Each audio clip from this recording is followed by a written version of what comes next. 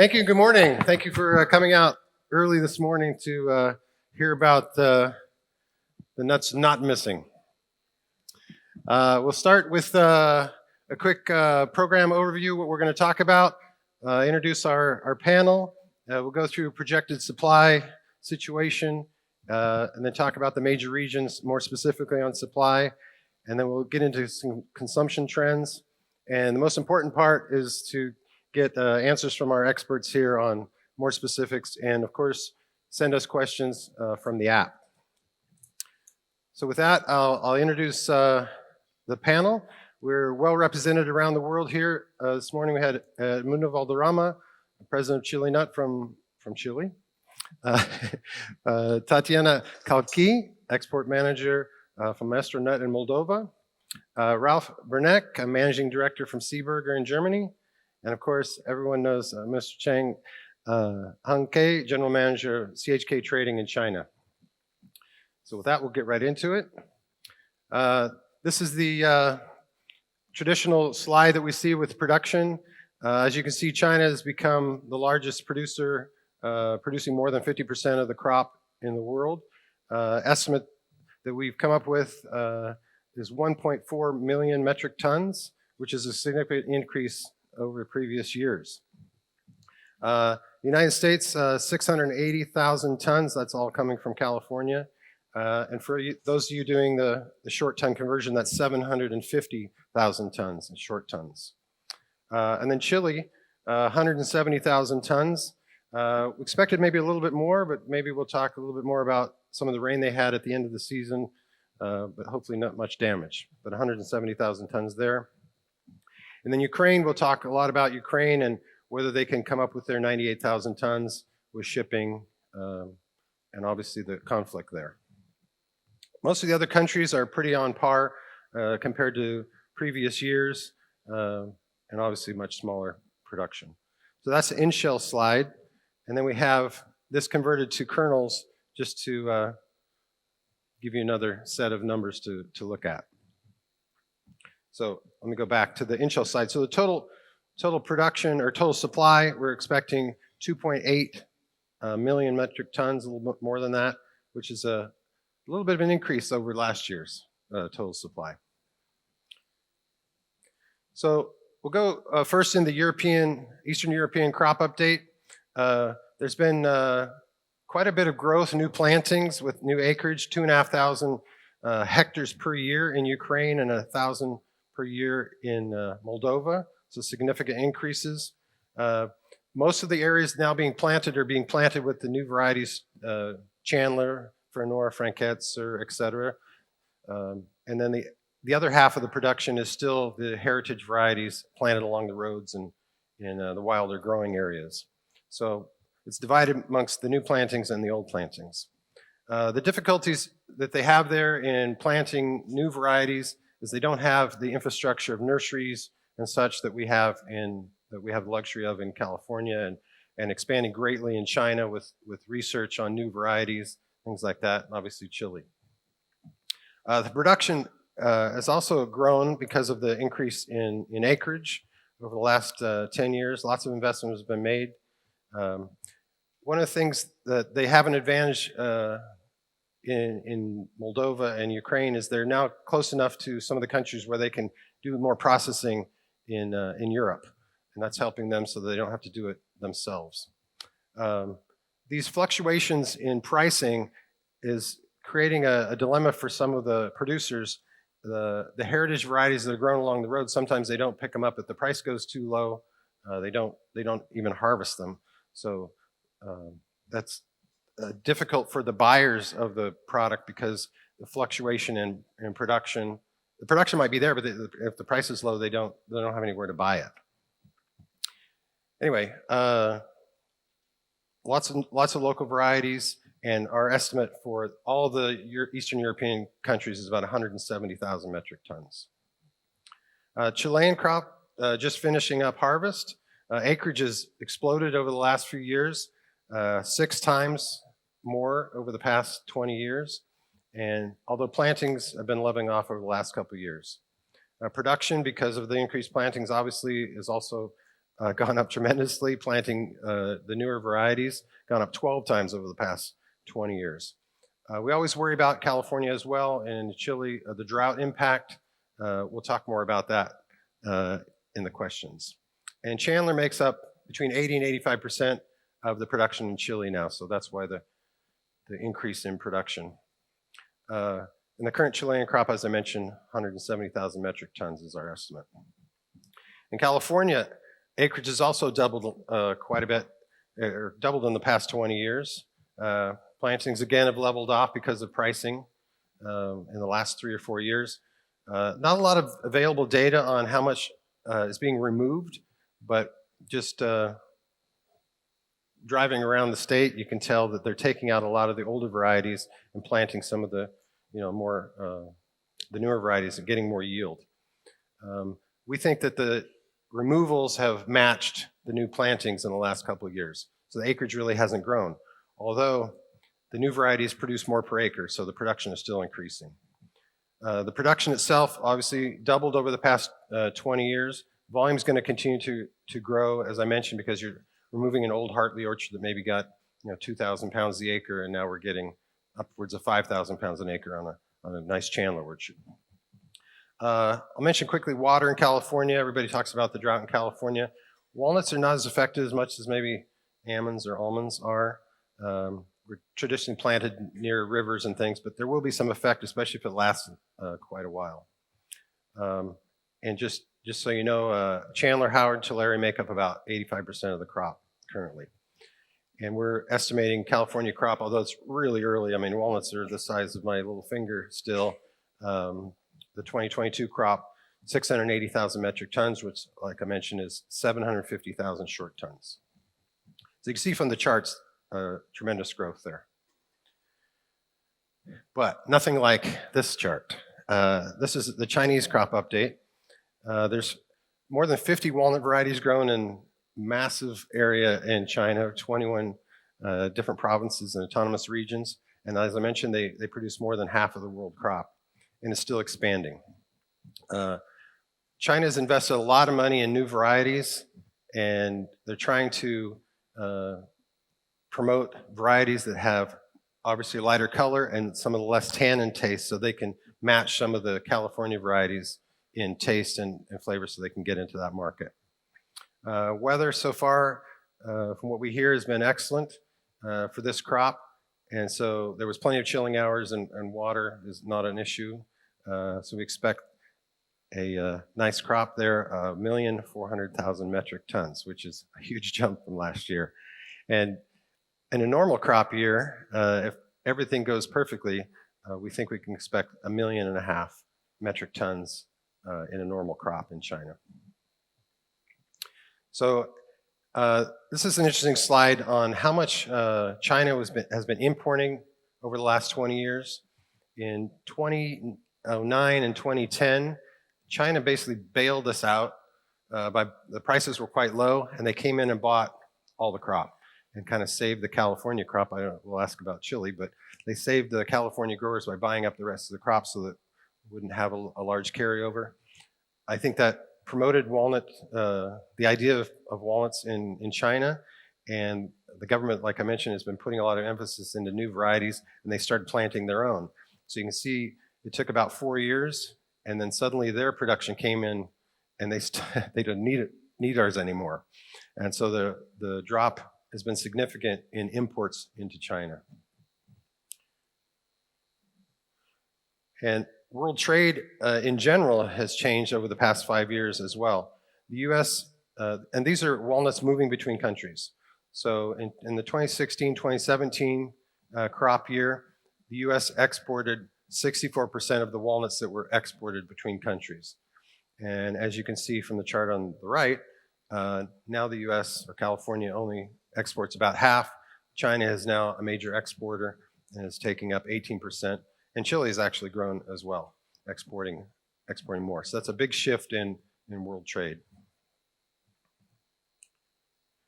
I'll talk a little bit about consumption, and then we're going to jump back into production after as well. But European consumption trends, you see from the chart here on the left, that's Germany. The one on the right is France.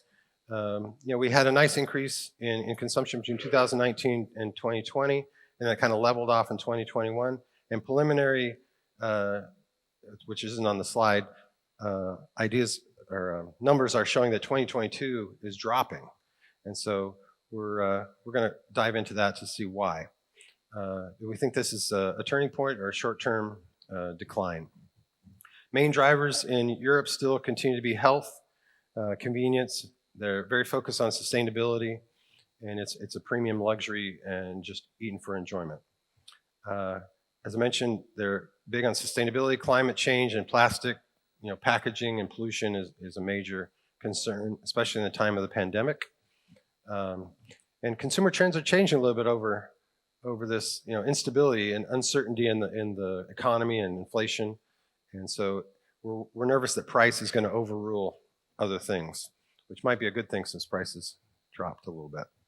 Organic, just to mention on organic in Europe, sales volume is still increasing quite a bit, but it still remains a small percentage of the crop, less than 10% of the consumption.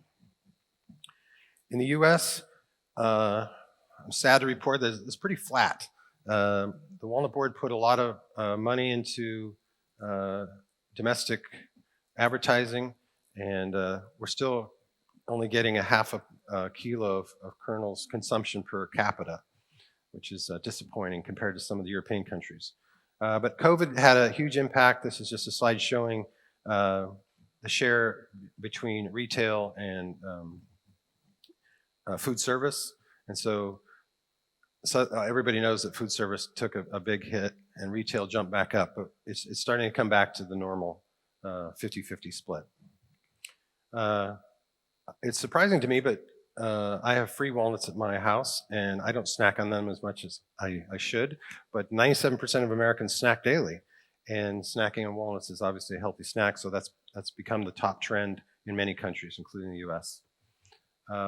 Plant-forward eating continues to be a trend of growth, and one of the big innovations that we think has a lot of potential is creating a meat substitute with walnuts. If you put some spices in it, and it looks a little bit like hamburger meat. Tacos, for example, in California, are very popular. I've had some with chili. You can't tell the difference. It's pretty good. And of course, everybody knows that walnuts are one of the healthiest nuts, and 9 out of 10 people believe that they're healthy. China, I'm gonna skip through this pretty quickly because I know Mr. Cheng has lots of insight on this. But there's snacking remains one of the largest trends there. They're exporting a lot, as I mentioned before. They're promoting new products such as walnut milk, walnut paste, walnut meal. It's becoming a staple in some of the Chinese diets. They're changing from buying light halves and pieces. They're getting more into smaller sizes, which is good. So we can look into that a little bit more in our conversation. And one thing I saw traveling to China is they do a lot of blanching of walnuts, which isn't done in some of the other countries, but it takes advantage of taking that darker skin off. And actually the kernels are beautiful, and they dry them and very tasty. So blanched walnut meat is popular. Walnut oil business is also taking off. And then walnuts have long been known in Chinese culture as being like an herbal medicine. So we like that. Hopefully that'll take off in some other countries. We could use that. Organic again is a small percentage, but still increasing. And then one thing I noticed in China, they also have they use the in-shell walnuts just to roll in your hands like little balls. It's obviously a minor use, but interesting. So we have a lot of industry challenges, and that's what we're going to dive into. Excuse me. So we've had obviously supply chain disruptions, which have been discussed in some of the other roundtables. One unique thing about walnuts is we have a shorter shelf life, and so if our container gets offloaded in Panama and sits there for a couple of weeks, that's not the greatest place to be storing walnuts in a container. So that's a problem. Regulations, obviously the Ukraine conflict is a big problem. There's increased global production inflation, COVID, et cetera. So with that, I think we'll get into some questions and prepared a few. And don't forget to use the app and send some questions up our way. So with that, maybe I'll start off with Moldova. Tell us about the struggles there, or what is the confidence in our 98,000 ton estimate? Are we going to achieve that? Yes, the total estimation for Eastern Europe, it will be 170,000 metric tons in initial basis. It will be for the main Eastern European countries who produce walnuts, like Ukraine, Moldova, Hungary, Georgia, and Romania. Of course, there is some countries that also are producers, but unfortunately we don't have exact statistic data from these countries. It's also a part of the walnut that are growing and producing in Bulgaria. Anyway, it's really good quantity for this upcoming crop. Because we had in 2019 we had very drought weather, and it was a very bad impact on the trees and on the orchards. And the last 2 years we had the process of recovering from this situation, and finally this year we expect the 15% increase if we will compare with the previous one. Of course, it's not enough. It's still too small, and we continue to look and develop this industry. I mean, in Moldova and the Ukraine, the countries that the situation I know the better. But of course, we can't expect final data until we are not sure with the situation in Ukraine, and it's really big impact. Yeah, I imagine. All right, thank you. So, in Chile, how was the harvest? Tell us the recent harvest. This is hot off the press. Well, yes, it's the harvest is coming to the end. We still don't have the official numbers. The companies are still reporting the receipts and quality, so we have probably half of the information. We estimate 170,000 metric tons initial basis. Okay, according to our long-term projection, we have according to the numbers of hectares planted. Supposed to be a little bit higher, but no, I think we will be closer to 170. Is as you mentioned, drought and water issues has been something that we'll be dealing in Chile for the past 10 years. So I have to say I'm quite impressed in terms of the result of the crop. Consider the little rain we have, especially in the central area of Chile last year. We have normal sizes, good sizes. It's almost the same last year, a little bit less of big sizes. But it's a good crop in terms of quality and sizes. And increasing about 15,000 tons more than last year. Excellent. So similar to California, there's been a lot of shipping problems. Have you had shipping issues out of Chile as well? Yes. Last year we saw a few problems on vessels availability and containers. I don't think we have as much as we heard from California. We don't have in Chile many vessels waiting to unload and load containers as we see in Long Beach or Oakland and several ports in California. But yeah, sometimes you don't find the space 1 week. You have to wait for another one. And but I would say yes, 1-2 weeks waiting is max plus last season. And we don't know. We will start shipping, and we will see what happens this season. Honestly, it's very hard to forecast what will be. Yeah. In California, obviously the crop is just developing, so it's difficult to say what the crop is. Calling some of my colleagues over the last few weeks, that's how we came up with the number. But there's a long way to go, I think. But I think it's so far it's good crop. There was a little bit of frost in California in April, but I don't think it's going to be a significant. If your orchard happened to be one of the ones that got frosted, that's not good. But in general, I don't think overall production is going to be affected. In China, wow, 1.4 million metric tons. That's a lot of walnuts. So what's happening in China? Maybe give us the overall update.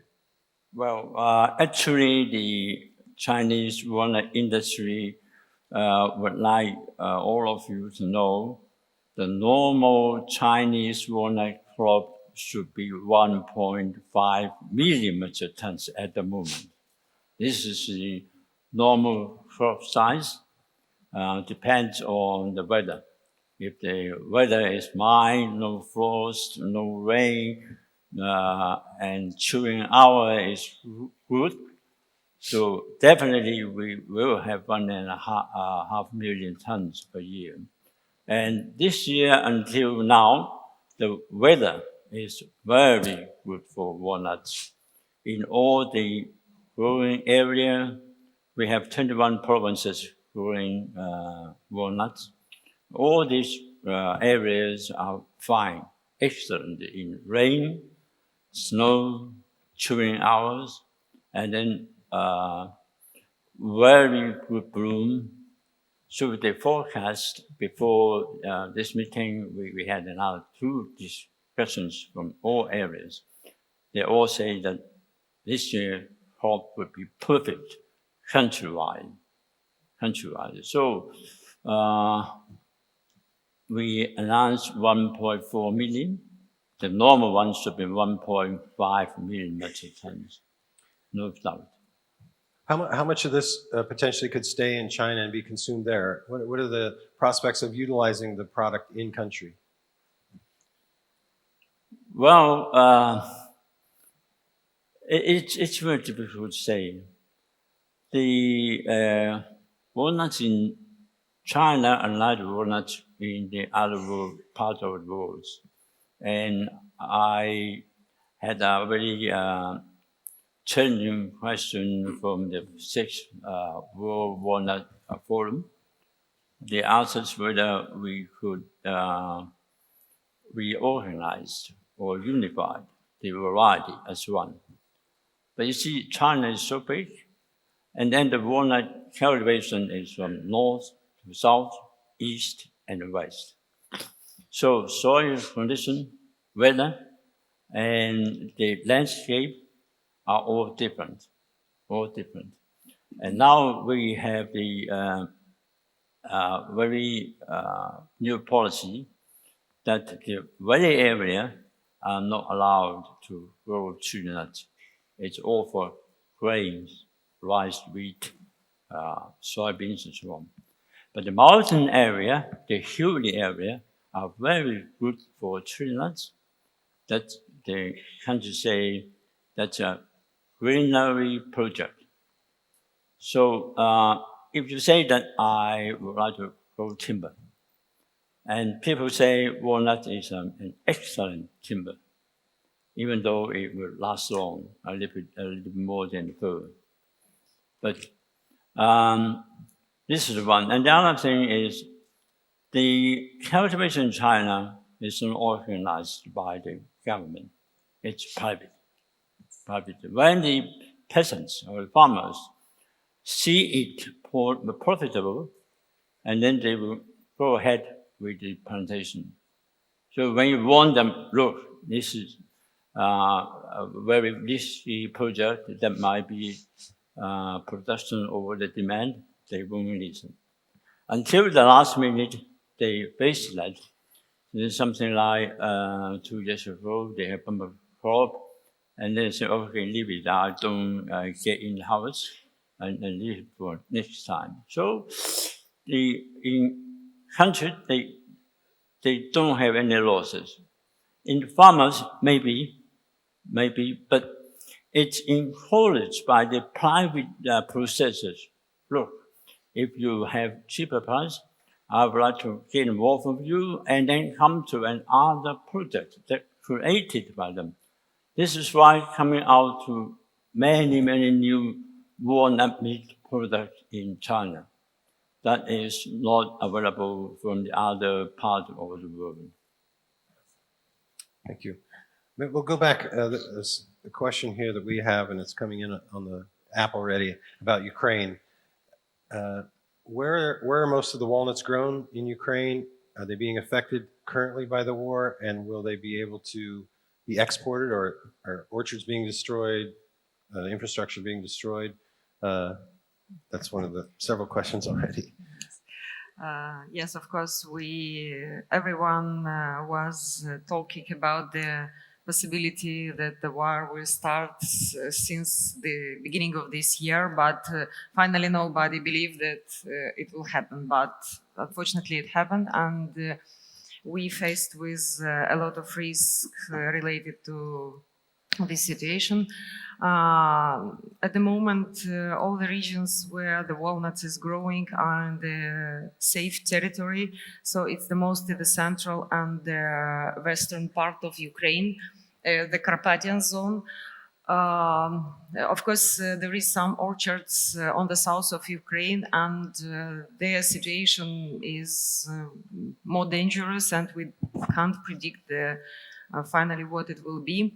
I want to mention that we still continue to receive some raw material from Ukraine. Maybe plants are not working in the full capacity to receive the final product, but it's a possibility to receive. Until now, we received the crop 2021 from Ukraine, and everything is good. The logistic a little bit more difficult, but anyway, we receive. So we hope that for the next crop, for upcoming crop, the situation will remain the same, and all this region will be able to make a harvesting process, the minimal processing, I mean drying, in order to arrange the shipment to nearest territory.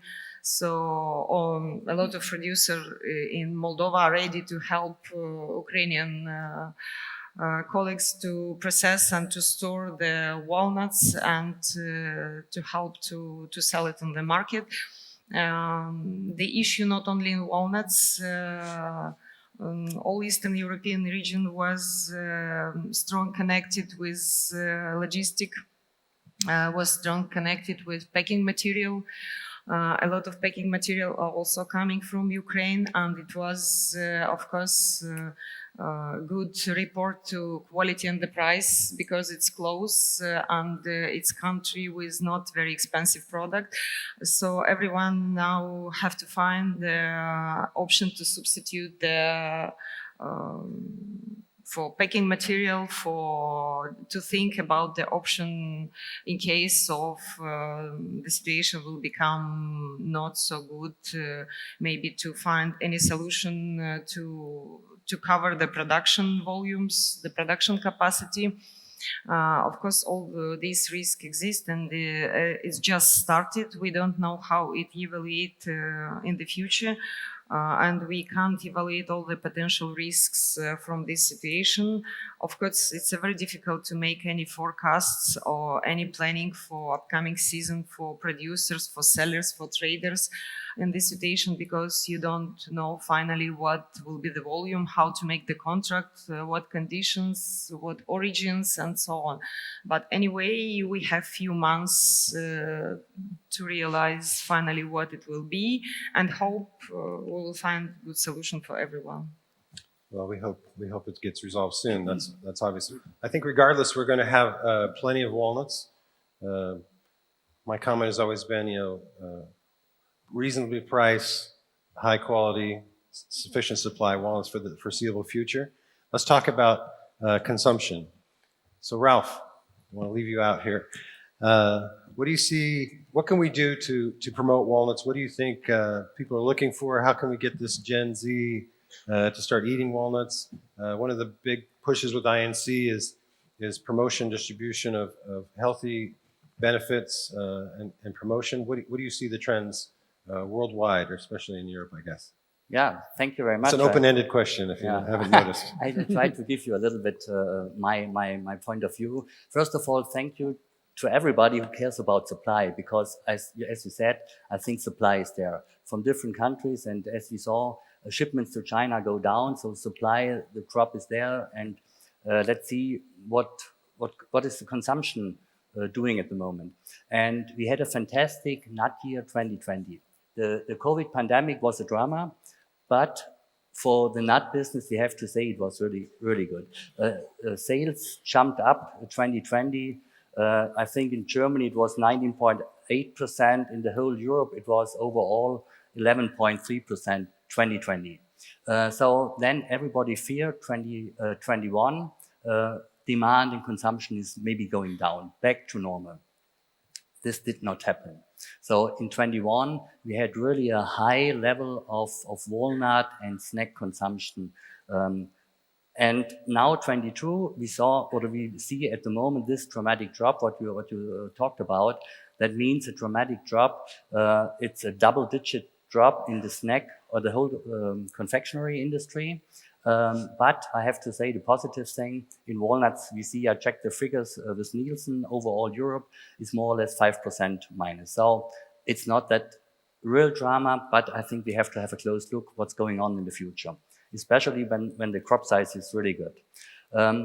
I would say we have a lot of positive factors, and the GfK, it's one of the major market research companies in Europe.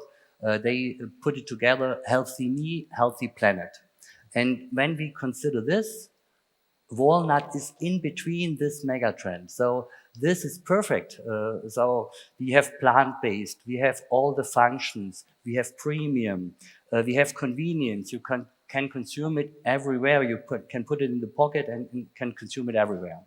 I think maybe one thing we have to, at least to do more as we did in the past, we have tried to address Gen Z and Gen Y. And Gen Z and Gen Y, yes, they think it's good when a walnut supports your heart functions. When a walnut fights cancer, yes, that's not bad, but they don't want to hear that. So this is not how we address Gen Z and Gen Y. And I think one of our jobs in the whole industry is we have to address Gen Z and Gen Y. And this is much more about enjoyment. It's much more about fun. It's maybe how a walnut can support their daily life, long working days, school days, hikings, and so on. There's so many things where they can use a walnut, and we have to tell them this and bring the story. And you just stop me. I want to come back to sunny cheese, and I thought the keynote speak, this INC was one of the best speeches I heard the last 3 years. I have to tell this, and because really he impressed me, and I want to take this word sustainable intelligence. I think we, as the whole walnut industry, as the INC, we have to show that our product and we as the industry, we have sustainable intelligence. And I think we do a lot of positive things, and we have to tell the stories to the consumers. And this is what I ask. Maybe the programs try a little bit more to address to Gen Z and Gen Y. Great, thank you. Some of the questions that have come in here.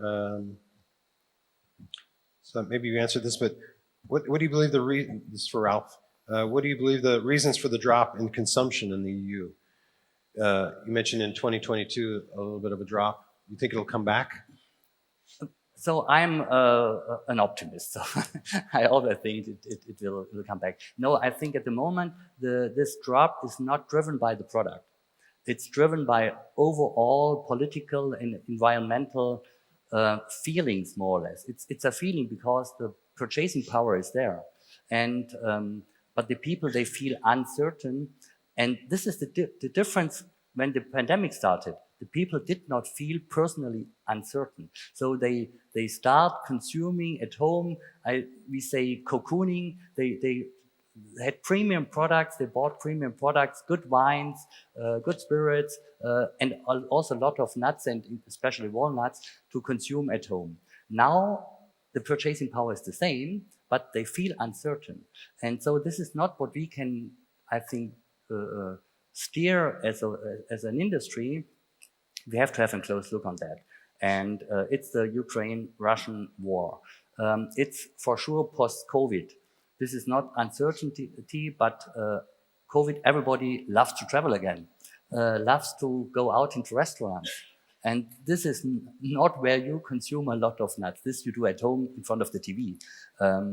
So I think that at the moment, there are more overall trends that are influencing negative. We call them negative or challenging factors. But we have so many positive factors that we can hopefully overrule these negative factors, at least by the time. Cheng, in China, there's been a lot of government promotion of plantings. What is the government or other companies doing to promote walnuts in China? Well, regarding the planting at the moment, well, if you want PowerPoint, I have mine, and you can contact me. I give you all the data of the Chinese. The current bearing acres in China of walnuts is about 500,000. This is bearing acres. So this is why, if you say count to 3 metric tons per hectare, a hectare, that's 1.5 million metric tons. And now, the industry, as many of us, would like to slow down and solve that. But it's difficult because they find it. Now the walnut variety in China is very old and with a lot of tannin taste. You call it bitter taste. They want to change and want to enlarge their own paddock or expansion with very good species, high yield, jumbo size, and good taste. So you can't stop because each of the growing province, they have walnut research center. Those research center will create each year 1 or 2 new species and ask farmers, please try. And in 3 and 5 years, they give you a guarantee. All right? So you have in the world worldwide, California, Chile, you have China, Sir, excellent variety, Carriere, and Howard. And now in China, in the recent years, we have 185, we have XN2, Sin2, we have ZAD 33, which make you 60 to 65%, very high. Normally 46, not more than 50. So and that's very high. And this is why, I have this very nice variety, nice species, and why you stop me to grow, to expand. And then they have very good market locally and the overseas. So we can't stop that. Normally the cultivation rate now is about 10 to 15% increase year after year. What are the people doing to increase consumption in China? Well, good question. Consumption in China, we were worried about 1.4, 1.5 million tons consumption. But actually, the Chinese market at the moment, and even until now, they don't worry too much about this bumper crop. And one thing, I find it very strange and find it very surprising that 200 years ago, they asked me to supply them from the other part of the world the lower quality walnut meat, dark, amber, and with correct FFA PV, that would be fine. And ask them what for, they won't tell me. And until last year, I find that quietly they have the blanched walnut meat. Blanched one, I did that 20, 25 years ago by chemical. but now 100% natural by pressure water. They have creation of the equipment to do the branching. Without chemicals. No chemicals, zero. Chemical zero. And for this branch walnuts, firstly, they settle down the sales of the dark and amber, right? And secondly, you know we have a very good market of daily nuts. And they use daily nuts inside of the little bag must be walnuts. And the walnuts must be branched. And that brings another industry in China in these 2 years, especially last year. They have several chopping plants. Even for house, light house, and the light amber house, good for sale. But if say the market, so I need chop, and need to chop that not as the original half quarters or pieces or mixed chunk, not that. What you want, 5 to 8, 8 to 12, 12, 13, 12, 15, 15, 21. They all do that since you give them the order. They just chop it. And then I guarantee you, no even one piece in a bottle of 10 kilograms. So now it's very hot in the Chinese market.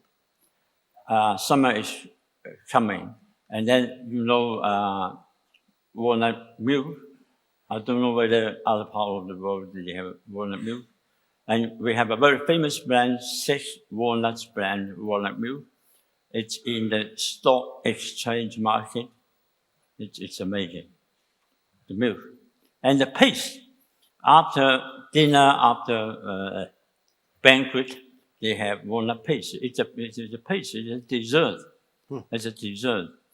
And another thing that you don't have is walnut meat for Chinese medicine purpose. Medicine purpose. And then they put it in a Chinese herbal tea for some illness treatment. It's good for kidney or heart attacks and something like that. This is why I suggest you to do some research in China. So all this, it's I can't say it's a new creation, but this type of creation, innovation is well expanded in China. So we worry about the crop size. They worry about where could I go at a normal price and enlarge their market now. They could promote these new items in the recent 2 and 3 years. I think with the increase in supply and stabilizing prices over the next few years, I think it's encouraging that companies out there can be assured if they develop a new product, they'll have consistent supply at a reasonable price going forward. But it's important to have these new products. I'm glad to hear. Price-wise, it's just not cheap. Yeah. It's not cheap, and the export, let me say, export of walnuts last year was up over 200,000 tons, mainly to Asian countries. And Ralph, you have a comment? Can I make a remark on that? I think one of the differences between Chinese market and at least European and also maybe US market is the way of distribution. So retailers, as I see it in China, are not that dominant than in Europe because you have this direct and digital sales a lot. And at the moment, the price thing, we also, you put on the slide, price is overruling healthy factors, functional factors, and so on. Yes, I think in Germany and Europe, it is overruling at the moment, but it's not driven by the consumer. I think the consumer would accept it, but the retailers, they are that nervous at the moment. And I'm not sure if in China, the traditional retailers, the offline retailers have this dominant position than they have here. And with the retailers, they fear to change prices somehow. They ask for a lot of promotions because now we have this drop in snack consumption, and they put a lot of pressure on the intermediates like our companies, packers and distributors. They put a lot of pressure on, and maybe this is in China different because you have, I think, far a lot more direct to consumer business than all over in the rest of the world. Yes, indeed. It's a big change now. You know, in China, we have a very strong cyber, the internet, the online, and also the supermarket and chains. It's totally different. It's different. The online is promoted by the growers, not processors, growers. And in a country, we have 1,000, and then I don't know where to go with walnuts. Okay, the team goes in, and all these are graduates, and comes in. Okay, I help you to promote, put online, do all the propaganda, promotion, and tell you where to come, what is it, and how is it, and what will be a price. And well, that's a very, very good sales. This is what we call it direct from the grower to the consumer, not via distributor or packer, something like that, or straight away from the country pack to the consumer, to the house. Well, that's one of the questions here too, is as costs increase, labor, fuel, fertilizer, et cetera. I'll answer for California, but in Chile, for example, the cost of production versus today's price, is it in balance? Well, yes, it's a challenge. You need to produce quite a few tons to be on the safe side. Yes, we see a cost in fuel. Drying has been a cost in labors. Next season, costs on fertilizers and all the supplies you need to produce, it will be double. Definitely, we're not seeing in this crop the big increase, but the next one definitely will be a challenge. It's not easy to manage that. Yeah, in California, definitely growers in the past several years have lost money due to rising costs and low prices and producing less than the cost of production, the prices currently. So that's definitely a worry. One quick question here. There's been a recent USDA purchase. How much was that? And is that going to affect the supply? It was definitely welcome news that the USDA made a purchase recently of $30 million. We're asking for another one. That's not our goal to farm the government, but it was certainly a welcome. And it depends on what price we sell them for as to how many pounds or tons that will take. Also, there was another question in California. You eliminated assessing yourselves, and so what do you have a promotional budget anymore?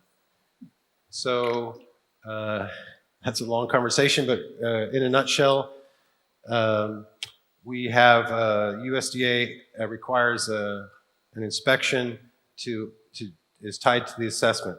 And so the growers are assessing themselves and it's tied to inspections.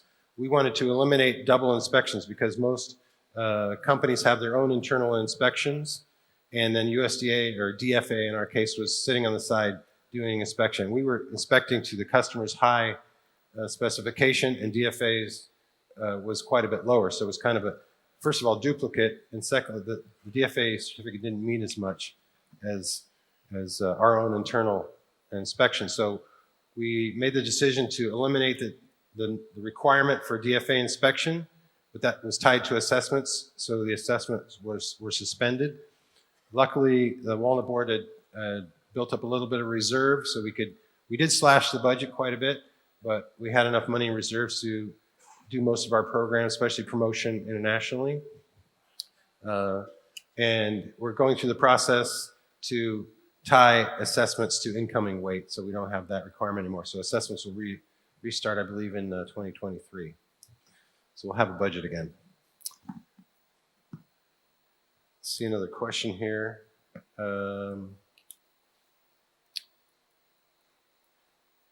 The damage percent that maybe I mentioned opened up a can of worms in Chile with the rains.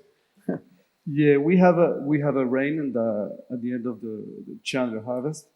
It was, depending on the area, between 20 to 40 millimeters. Today, information we have is we have on Chandler's, which is 85%, as you said, of the crop, is about 12% of the crop is affected by the rain. Okay, say walnuts harvested after the rain. The damage could be a little lower. Some of the area didn't have as much rain. It's nothing that compared to that we have in 2016, which is a huge rain. So no, it will probably decrease the volume available, but not more than 20%. Okay. Question here on what do you think the walnut industry should handle on freshness in order to deliver a better product to consumers to increase total consumption? Do you think consumption is restrained by quality? Frankly spoken, in my perception, not that the walnut industry. The walnuts are, as you said, I think they are really offered as a pretty good quality. What I think we can use maybe the organic walnut to show a different point of quality or different side of quality. It's at the moment just below 10%, but anyhow, some of our customers perceive organic as a maybe higher quality. But overall, I think the quality is fine. They would not have any big issues on that. What other aspect of quality is maybe transparency. And I think we could work on transparency a lot. These farm-to-fork programs in other commodities, I think could be a good example to show quality is not only the product itself that they have in front of them, it's what at least the younger generation, they expect quality also as a part of a good supply chain. And maybe this aspect of quality we can drive a little bit more. But quality of the product, just keep it going as it is. I think that's industry is doing a fine business. Okay. May I point out? Yeah, of course. Yes. Well, Ralph is a brand. Zurich is a very high standard and good quality products. I have to congratulate him. But what we see normally is consumers are not getting, in fact, the freshest product they supply because of the disruption we see in logistics. They're always late. This northern hemisphere arriving late, the southern hemisphere. And what we did a study, for instance, in Germany last year for our marketing campaign, and in freshness is one of the top 3 aspects, which is on the top of mind of the consumers. Freshness. Yes, and we need to work on that, okay, to deliver the consumers the freshest product right on time and not be late on that, because at the end of the day, the feeling we have, they're always consuming not the fresh ones with a few months, okay, which is worse with the disruption on the logistics nowadays. But it's a trend we see on the retailers and the discounts on the last, I would say, 3-4 years. And definitely, sorry, we can improve consumption, okay, if we are able to deliver to the consumers a good product, okay. Definitely something to work on that. Just to add one word, it's a super point. It's freshness because a nut for us, it's evident that a nut has to be fresh. But a lot of consumers, they eat one nut and it's not fresh and they just never eat one, or at least for a long time. So to keep freshness, but this is not the industry, this is the supply chain to keep freshness on. And so you're right on that. Yeah. Very good. Well, I have a timer up here. And we have one more question. What will the price be next year? I'm sorry, we're out of time. So I just want to thank our panel. I hope you found this valuable. And with regards to the price, reasonable price, you'll get great value. Walnuts are a great value, very healthy product. And like, as you can see from the chart, there will be plenty of good supply of high quality walnuts for the foreseeable future. That's at a good price. And we have 1 second. Thank you very much. Thank you. Thank you.